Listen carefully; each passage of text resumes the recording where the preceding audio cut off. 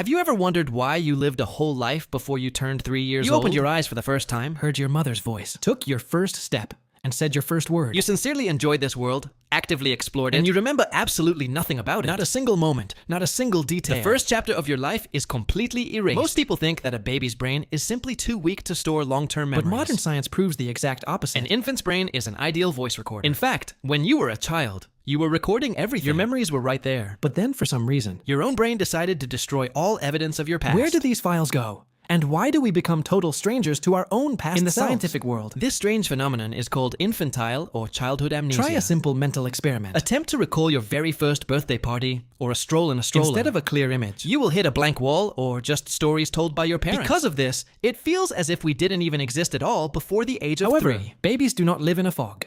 Their memory operates at full capacity every single day. Back in 1905, the famous psychoanalyst Sigmund Freud was the first to notice this anomaly. He believed that the brain hides childhood memories as a form of psychological defense mechanism. But modern neuroscientists have discovered it is not a psychological conspiracy. It is pure biology. To prove that children actually remember things, scientists had to become incredibly resourceful. After all, a baby cannot tell you what they remember and what they don't. They don't have words yet. The breakthrough happened in the 1980s, thanks to an American psychologist named Carolyn Rovi Collier. She came up with a brilliant and very simple experiment using a single silk ribbon. One end of the ribbon was tied to the baby's ankle, and the other to a musical mobile above the crib. The babies instantly understood.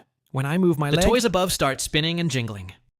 The infants absolutely loved it. And they began to actively kick their legs into the air. But the most fascinating thing happened when the children were returned to the crib after some time. Even 2 weeks later, 6-month-old babies would immediately start kicking their legs, expecting a miracle. They clearly remembered the cause and effect link and easily recognized the familiar toys. This proved that long-term memory in young children actually functions beautifully. But if an infant's brain memorizes things so easily, then where is the finale of this story? Why do we completely lose access to these files as we grow up? Let's find out. To understand the cause of this amnesia, we must look inside the human head. The main culprit behind our forgetfulness is a special brain area called the hippocampus. Externally, it looks like a tiny seahorse hidden deep within the temporal lobes. The hippocampus works as a strict manager for sorting all incoming information. It takes a momentary impression and decides whether to turn it into a long-term memory. In an adult, this process is polished to perfection and works without flaws. But in a young child, the hippocampus is physically not yet fully formed. The crucial memory gateway, known as the dentate gyrus, is under active construction. An infant's brain simply cannot transfer files to the hard drive for long years. Imagine you're trying to save a heavy video onto an old slow flash drive. The process constantly interrupts, and the data is written with errors or erased. This is exactly what happens in the first 2 years of any person's life. The brain captures emotions, smells, and sensations, but cannot connect them into a single chain. But anatomy is just the tip of the iceberg, as there is a more surprising reason. What if the very growth process of our brain simultaneously destroys our past? In 2014, neuroscientists from Canada, Sheena Jocelyn and Paul Franklin, made a discovery. They studied a process called neurogenesis, which is the birth of new nerve cells. In childhood, new neurons appear in the head at a truly cosmic speed. The brain develops, creates intelligence, and builds millions of new connections every day. But this stormy and beautiful construction has one very dark price to pay. Imagine that you are building new modern highways right over old narrow streets. Heavy construction equipment ruthlessly demolishes old houses, erasing the previous map. In the same way, new neurons roughly wedge into already existing childhood neural networks. They literally tear apart the old contacts, the synapses, where your memories were stored. A paradox emerges. The faster you develop, the quicker you forget your past. To prove this hypothesis, the Canadian scientists conducted a series of experiments on laboratory mice. They artificially accelerated the growth of new brain cells in adult, mature rodents, and the result exceeded expectations. The adult mice instantly forgot everything they were taught. But when neurogenesis was slowed down in young pups, they remembered everything much longer. Thus, science proved your childhood brain wasn't weak, it was just too busy growing.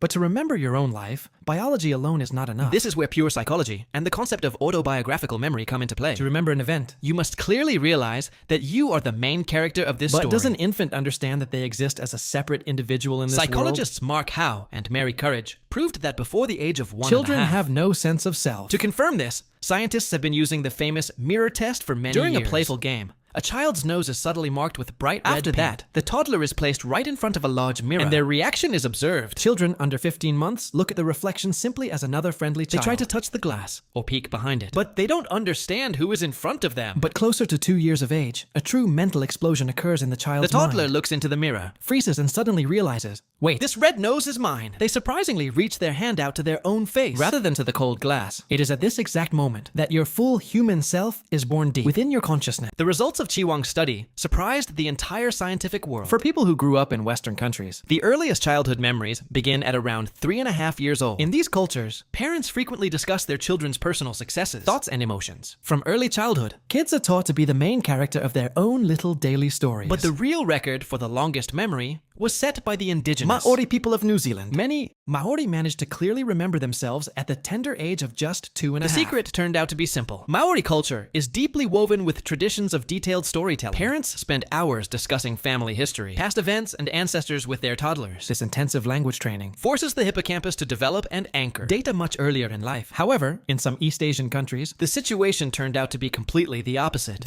The earliest memories of adults often shift closer to 4 or even 5 years of age. In Eastern traditions, the focus of attention is shifted away from the individual toward the well-being of society as a whole. Parents rarely emphasize personal childhood experiences or ask questions like, "What did you do today?" This proves that culture and language literally expand or narrow the boundaries of your memory. Our memory is not just a warehouse for pictures. It is a social skill that we are taught by others. And here we approach the most important, chilling, and philosophical question of this entire topic. Just think about it. If your brain completely rewired its circuits and erased all your information, if it ruthlessly destroyed all the files and rewrote your personality entirely from scratch, then is that tiny infant in your childhood photos actually you? Or was it a completely different person who once temporarily lived inside your body? A person whose mind was disassembled piece by piece to build who you are today? Realizing this can be a bit spooky, but such is the law of evolution for our species. The black hole at the beginning of our lives is not a system error or a foolish glitch. Your brain consciously sacrificed those early memories for a much more important and grander goal. It was building your unique personality, your character, your intelligence, and your entire future. Without this total wipe of the system, you simply wouldn't be able to become the person you are right now. I have left all the links to the mentioned experiments and scientific papers in the description below the video. Make sure to check them out in your free time, as they truly make for a fascinating read. And now, I am incredibly curious to hear about your personal story and your own experience. What is your very first and earliest memory in life? And how old were you back then?